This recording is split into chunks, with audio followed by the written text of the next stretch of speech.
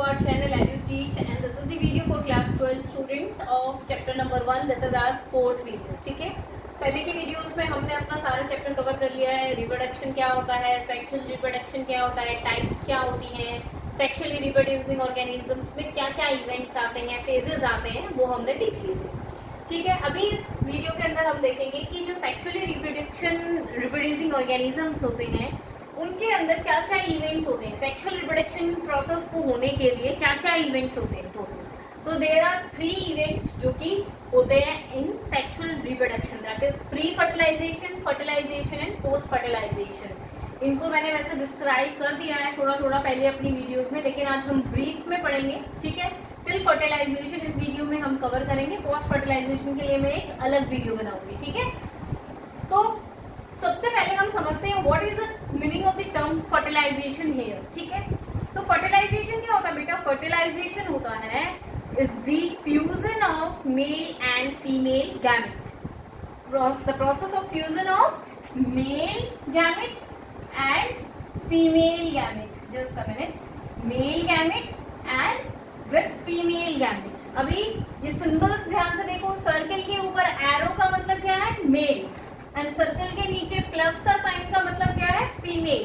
ठीक है, तो fusion of male gamete and female gamete is known as fertilisation.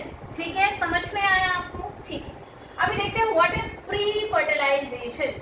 Pre fertilization क्या होता है बेटा, यानी फर्टिलाइजेशन से पहले क्या इवेंट्स होंगे. अभी गैमेट्स को फ्यूज होने के लिए उनको बनना भी पड़ेगा और उनको एक दूसरे के पास भी आना पड़ेगा. तो उनके लिए ये 2 प्रोसेसेस होंगे जो कि हमारे प्री फर्टिलाइजेशन इवेंट में आएंगे, that is gametogenesis and gamete transfer. तो what is the meaning of gametogenesis here. Gametogenesis is the process of formation of gametes. ठीक है, in male parent and in female parent. Male gametes and female gametes. ठीक है, समझ में आया. Process of formation of gametes. अब gametes बन गए. ठीक है, अब क्या होगा, ट्रांसफर होगा उनका. ठीक है, क्या होता है बेटा, जनरली हमारे जो मेल गैमेट्स होते हैं ना वो मोटाइल होते हैं. वो क्या होते हैं, मोटाइल होते हैं, यानी they are able to move. ठीक है, वो मूवमेंट कर सकते हैं. लेकिन जो हमारा फीमेल गैमेट होता है वो क्या होता है, स्टेशनरी होता है. ठीक है, तो मेल गैमेट किसके पास आएगा, फीमेल गैमेट के पास आएगा ट्रांसफर होके. समझ में आया आपको. तो अभी क्या होता है बेसिकली कि जो गैमीट ट्रांसफर होता है इसके दौरान गैमीट्स का लॉस भी बहुत ज़्यादा हो जाता है. ठीक है, तो इसीलिए जो मेल गैमीट्स होते हैं ना वो बहुत ही ज़्यादा नंबर में, लार्ज नंबर में बनते हैं. लेकिन फीमेल जो गैमेट होता है वो सिंगल होता है. फॉर एग्जाम्पल हम ह्यूमन बींग्स का एक एग्जाम्पल लेके चले तो क्या होता है, जो मेल हमारा पेरेंट होता है उसके अंदर क्या बनते हैं, मेल गैमेट बनते हैं जिसको हम क्या बोलते हैं, स्पर्म बोलते हैं. और जो फीमेल होती है, फीमेल पेरेंट होता है जो, उसके अंदर क्या बनता है, एग या ओवम बनता है. ठीक है, ये हम पढ़ चुके हैं. मेंस्ट्रुअल साइकिल में हमने देखा था कि हर मंथ फीमेल अपना 1 एग रिलीज करती है. ठीक है, एक बार 2 ओवरीज प्रेजेंट होती हैं फीमेल्स के अंदर. ठीक है, एक बार एक ओवरी से एग रिलीज होगा, अनदर टाइम दूसरी ओवरी से रिलीज होगा. तो वो एग जो है वो क्या होता है, निकल के आके ओवरी से और जो हमारा फर्टिलाइजेशन ट्यूब है उसके अंदर आ जाता है और वेट करता है कि स्पर्म्स उनके पास आ जाए. ठीक है, और स्पर्म्स जब आ जाएंगे, मीट हो जाएंगे, फ्यूज हो जाएंगे, तो क्या हो जाएगा, फर्टिलाइजेशन प्रोसेस पूरा हो जाएगा. समझ में आया. लेकिन क्या होता है कि जब ये मेल गैमेट्स फीमेल गैमेट तक आते हैं तो उस दौरान एक बड़ा पाथवे उनको पूरा क्रॉस करके आना होता है. समझ में आया. तो उस पाथवे में बहुत सारी हिंड्रेंसेस होती हैं, रुकावटें होती हैं. ठीक है, चाहे वो फीमेल बॉडी चाहे कोई केमिकल सिक्रीट करती हो. ठीक है, उनकी ट्यूब्स या जो डक्ट्स होती हैं. ठीक है, या फिर क्या पता जो सारे जो काउंट में हैं जो स्पर्म्स हैं हमारे, वो इतने हेल्दी स्पर्म्स ना हो कि वो एग तक पहुंच पाएं, वो रास्ते में ही ना मर जाएं. ठीक है, या कोई भी रीजन हो सकता है, वो हम 3rd चैप्टर में डिटेल में पढ़ेंगे. तो जो ये लॉस होता है ड्यूरिंग दिस ट्रांसफर पीरियड, इस लॉस को कंपनसेट करने के लिए जो मेल्स होते हैं वो लार्ज नंबर में गैमीट बनाते हैं ताकि एटलीस्ट 1 गैमीट फीमेल गैमीट तक पहुंच पाए.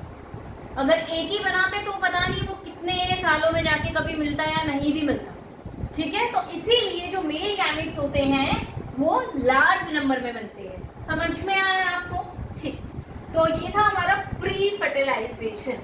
अभी आप कुछ टर्मिनोलॉजीज देखो, और these terminologies are very very important for your board exam के लिए, ठीक है।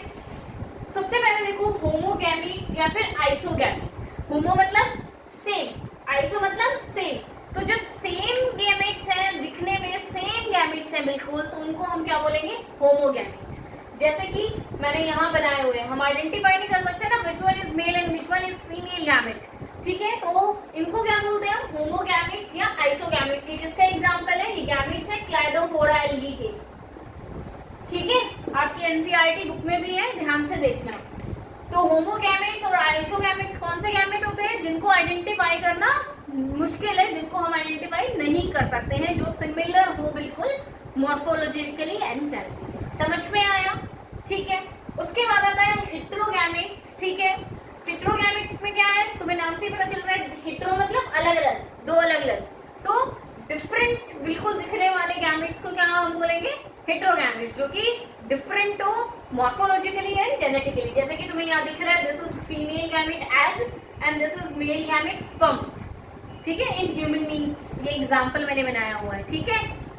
उसके बाद जो बेटा जो स्पर्म होता है, जो मेल गैमेट होता है, मैंने फिर से सिंबल यूज किया हुआ है, फीमेल जो मेल गैमेट होता है वो उसको क्या बोलते हैं हम? आइदर एंथ्रोजॉइड और स्पर्म। और जो फीमेल गैमेट होता है उसको हम आइदर एग और ओवम, ठीक है।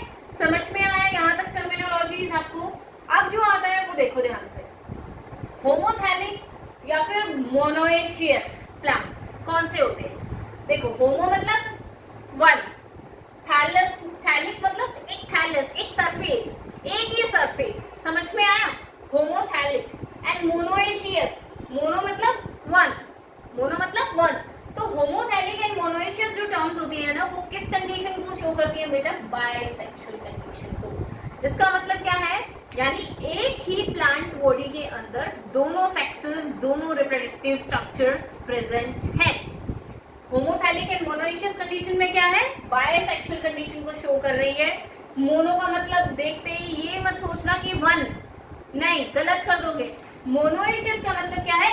एक ही प्लांट बॉडी के अंदर दोनों रिप्रोडक्टिव स्ट्रक्चर्स प्रेजेंट हैं, मेल भी एंड फीमेल भी, ठीक है। Example cucurbits and coconuts, repeated questions आते हैं इस वाले टॉपिक से। उसके बाद आता है व्हाट इज हेटेरोथैलिक एंड डायशियस। अभी यहाँ पे टू या हेटेरो देख के मत कंफ्यूज हो जाना। इसका मतलब क्या है? दो अलग अलग प्लांट पे प्रेजेंट होना, यानी यूनिसेक्सुअल कंडीशन, यानी मेल प्लांट अलग होगा एंड फीमेल प्लांट अलग होगी।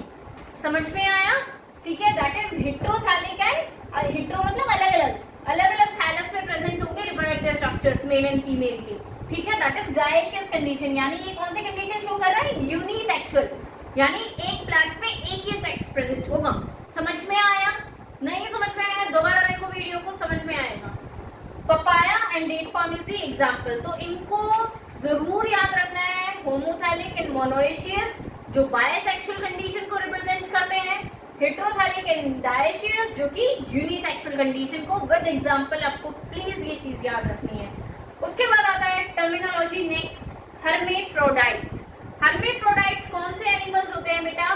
बायसेक्सुअल एनिमल्स होते हैं, यानी ऐसे एनिमल्स जिसके अंदर male and female reproductive structure एक ही एनिमल के अंदर प्रेजेंट हो, अलग अलग ना हो, ठीक है। उनको क्या बोलते हैं? हर्मेफ्रोडाइट्स बोलते हैं। प्लीज ये टर्म्स बहुत अच्छे से याद रखना। हर्मेफ्रोडाइट्स क्या होते हैं? बायसेक्सुअल एनिमल्स, ठीक है, यानी जो एक एनिमल है उसी के अंदर दोनों सेक्सेस आर प्रेजेंट, ठीक है। Example tapeworm, leech, earthworm, sponge. If you want to see, आप गूगल पे डालना, चेक करना, इनकी इमेजेस देखना, अच्छे से इनको देखना ताकि आपको अच्छे से याद रह पाएंगे। समझ में आया? उसके बाद यूनिसेक्सुअल एनिमल कौन होता है? कॉकरोच। मेल कॉकरोच अलग होता है, फीमेल कॉकरोच अलग होती है। समझ में आया? उसके बाद एक ये टर्मिनोलॉजी समझो, what is the meaning of haploid and diploid. मैं रब कर देती हूँ ऊपर का, ठीक है, ताकि मुझे स्पेस मिल जाए तो मैं समझाने के लिए।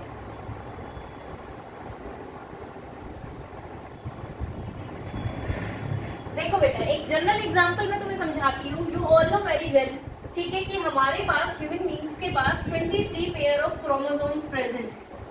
पता है तुम्हें 23 पेयर यानी टोटल कितने हो गए? 46 क्रोमोसोम हो गए ना। टोटल कितने क्रोमोसोम हो गए? 46 हो गए। अब ये 46 कौन सी कंडीशन को शो कर रहे हैं? 23 पेयर किस कंडीशन को शो कर रहा है? 2n को ना। अगर मैं 2 × 23 कर दूं तो 46 ही हो जाएगा ना। तो किस कंडीशन को शो कर रहे हैं? 2n यानी डायप्लॉइड कंडीशन, डिप्लॉइडी, डायप्लॉइडी, ठीक है, समझ में आया? अब ये क्या होता है, जो पेरेंट होते हैं चाहे वो इधर मेल हो चाहे वो फीमेल हो, वो क्या करते हैं जब गैमीट बनाते हैं ना तो मियोसिस होती है। 11th क्लास में पढ़ी होंगी ना मियोसिस एंड माइटोसिस। तो ये क्या करते हैं? परफॉर्म मियोसिस परफॉर्म करते हैं, जिससे कि जो इसके फीमेल में 46 है या एक जो सेक्स क्रोमोसोम है हमारा वो रिड्यूस हो जाए हाफ में, नंबर रिड्यूस हो जाता है हाफ में। मैं जनरल तुम्हें समझा रही हूँ। अभी ये भी 46 है, ये भी 46 है, तो ये रिड्यूस होके मियोसिस होने के बाद कितने हो जाएंगे? 23 एंड 23। अभी ये मेल और फीमेल गैमेट फिर से फ्यूज हो जाएगा तो फिर से क्या बना लेगा? 46, यानी प्लॉइडी मेंटेन रही, ठीक है। तो गैमीट्स क्या होते हैं बेटा? हमारे गैमीट्स होते हैं हैप्लॉइड इन नेचर। गैमीट्स हमेशा कैसे होते हैं? हैप्लॉइड नेचर में होते हैं, डिप्लॉइड नहीं होते। समझ में आया? ठीक है। उसके बाद देखो तुम जो हमारे लोअर ऑर्गेनिजम्स हैं like Monera, fungi, algae, bryophytes, ये भी तुमने 11th में 9th में बहुत अच्छे से पढ़े होंगे। ये सब क्या है? हैप्लॉइड प्लांट स्ट्रक्चर्स हैं। समझ में आया? और जो हमारे pteridophytes, gymnosperms, angiosperms, even humans and animals क्या है? हमारे डिप्लॉइड, ठीक है। तो ये क्या करेंगे? मियोसिस करेंगे और मियोसिस यानी रिडक्शनल डिवीजन परफॉर्म करेंगे और गैमीट्स बनाएंगे, ठीक है। तो अब जो सेल गैमीट बनाती है ना उसको क्या बोलते हैं हम? मियोसाइट। उसको क्या बोलते हैं हम? मियोसाइट, यानी गैमीट मदर सेल। क्या बोलते हैं? Gamete mother cell. ये गैमीट मदर सेल जो है मियोसिस परफॉर्म करेगी और गैमीट्स बना देगी। समझ में आया? ठीक है, क्लियर है यहाँ तक? अभी आ जाते हैं हम फर्टिलाइजेशन पे। What is fertilisation?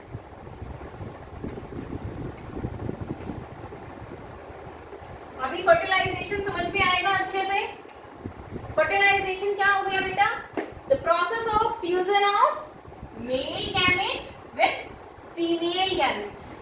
फ्यूज कर गया, फ्यूज करने के बाद क्या बनाएगा? जाइगोट। क्या बनाएगा? जाइगोट। अभी हमने पढ़ा मेल गैमेट कैसा होगा? एन, हैप्लॉइड होगा। फीमेल गैमेट कैसा होगा? उल्टा बोल दिया मैंने। मेल गैमेट कैसा होगा? Haploid N. फीमेल कैसा होगा? हैप्लॉइड यानी एन। तो जब ये एन और एन फ्यूज करेंगे तो एक डिप्लॉइड सेल बना लेंगे, that is zygote, that is 2n। समझ में आया?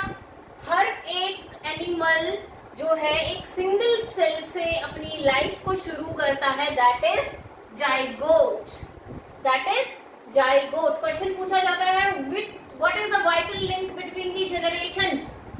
One generation to another generation में बनाने के लिए क्या लिंक है? तो zygote is the link. Zygote से नया ऑर्गेनिज्म बनेगा। जाइगोट के बाद क्या होगा? बनेगा एम्ब्रियो बनेगा। क्या बनेगा? एम्ब्रियो बनेगा जो न्यू ऑर्गेनिज्म में ट्रांसफॉर्म होगा। समझ में आया आपको यहाँ तक? अभी हम बात करते हैं, एक टर्म और सुन लो, that is syngamy. Syngamy fertilization को ही बोलते हैं सिनगैमी। समझ में आया? कंफ्यूज नहीं होना है। उसके बाद देखते हैं हम what are the types of fertilization. There are two types of fertilization, that is internal fertilization and external fertilization. नाम से ही क्लियर हो गया होगा। जो फर्टिलाइजेशन बॉडी के अंदर होगी, फीमेल बॉडी के अंदर, that is internal। जैसे हमारे ह्यूमन बीइंग्स में होता है, मेल गैमेट ट्रांसफर करता है, फीमेल गैमेट अंदर ही होता है, फ्यूज करता है, जाइगोट अंदर ही बनता है, बेबी अंदर ही बनता है, फीमेल गैमेट बॉडी के अंदर। तो ये वाली फर्टिलाइजेशन कौन सी हुई? Internal fertilization. उसके बाद क्या हो गया? External fertilisation. एक्सटर्नल फर्टिलाइजेशन क्या होता है? जब fusion of male and female gamete बाहर होता है, जैसे कि फ्रॉग्स के केस में, फिशेस के केस में, वो क्या कर देते हैं? पानी में अपने एग छोड़ देते हैं, मेल अपने एग पानी में छोड़ देते हैं और वो आपस में वहां फ्यूज करते हैं, एक्सटर्नल मीडियम में फ्यूज करते हैं। तो वहां क्या होगा? External fertilization. यहाँ पे भी ज्यादा नंबर में क्यों बनते हैं? यहाँ पे अब जो फीमेल्स होती है ना, वो भी बहुत ज्यादा नंबर में अपने अंडे छोड़ती हैं। क्यों छोड़ती हैं? बाहर कितना खतरा है, दूसरे ऑर्गेनिजम्स पता नहीं कितने अंडों को खा जाते होंगे, तो कुछ तो प्रजननी बचे, तो इसीलिए बहुत ज्यादा नंबर में फीमेल्स भी अपने एग बनाती हैं। समझ में आया? क्लियर हुआ? External internal fertilization, what is fertilization, what is syngamy, समझ में आया? ठीक है, अभी एक लास्ट टर्म देख लो इस वीडियो में, that is parthenogenesis. Parthenogenesis is what, कि जो फीमेल गैमेट होती है ना बेटा, वो बिना फर्टिलाइजेशन के, बिना किसी मेल पार्टनर के अपने आप ही नया ऑर्गेनिज्म बना लेती है, न्यू ऑर्गेनिज्म को डेवलप करती है। That is process is known as parthenogenesis. दोबारा रिपीट करती हूँ, फीमेल गैमेट बिना फर्टिलाइजेशन के न्यू ऑर्गेनिज्म में डेवलप होता है, इस प्रोसेस को क्या बोलते हैं? पार्थिनोजेनेसिस। एग्जाम्पल याद रखने बहुत ही ज्यादा जरूरी है, रोटिफर, हनी बीज, बर्ड्स में टर्की और कुछ लिजार्ड्स भी हैं। ठीक है, प्लीज उनको रिमेंबर रखना। ठीक है, बहुत ही इंपॉर्टेंट टॉपिक हमने आज कवर किया है। जो लास्ट टॉपिक बच गया हमारा पोस्ट फर्टिलाइजेशन, जिसके अंदर मैं जाइगोट के बारे में तुम्हें बताऊंगी अच्छे से, एम्ब्रियोजेनेसिस के बारे में बताऊंगी, और पोस्ट फर्टिलाइजेशन चेंजेस जो प्लांट्स में होते हैं उसके बारे में हम डिस्कस करेंगे। ठीक है, तो आज की वीडियो को यही पोस्ट करते हैं, पोस्ट फर्टिलाइजेशन नेक्स्ट वीडियो में कवर करेंगे। ठीक है, so please thank you so much for watching my video. Please subscribe my channel, share with your friends and like the video.